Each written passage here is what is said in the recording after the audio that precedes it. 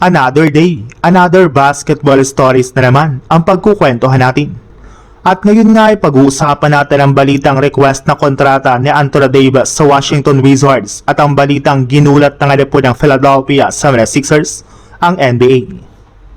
Ibinulgar na nga po ng Washington Wizards na wala na nga pong plano pa ang kanilang kupunan na i-trade si Anthony Davis ngayong offseason dahil balak na nga talaga ng kanilang team na makapag-compete sa East at sa kampyonato sa susunod na taon. Pero kahit man nga po nakapag-commit na ang Wizards sa kanilang superstar ay may posibilidad pa rin nga po na umalis ito sa kanilang team sa mga susunod na taon hanggat wala pa itong nakukuhang bagong kontrata.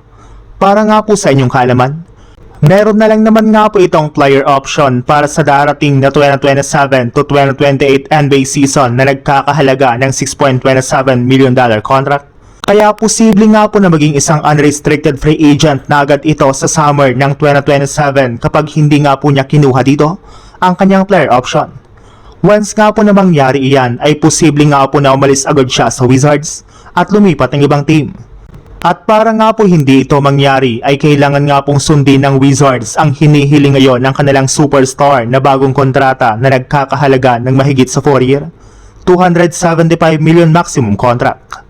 Sa ibang balita naman, papalapit na nga po ng papalapit ang araw na magdidesisyon na si LeBron kung saan kupunan siya sunod na maglalaro ngayong offseason. Kaya hindi na nga po nakakagulat bakit marami na rin namang mga teams ang tinotodo na nga po ngayon ang pagre-recruit sa kanya. At isa nga po sa mga nagiging desperado na sa pagkuha sa kanya ay ang Philadelphia 76ers, lalo na ang presidente nito na si Bob Myers.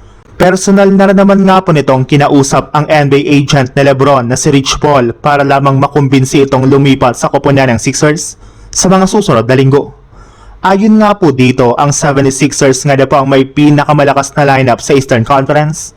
At kapag sumali nga po si LeBron sa kanilang lineup ay sigurado nga po na magkakaroon sila ng malaking tsansa na makuha ang kampyonato ngayong season. Kaya ito na nga po ang oportunidad at pagkakataon ni LeBron na piliin ng 76ers sa free agency market.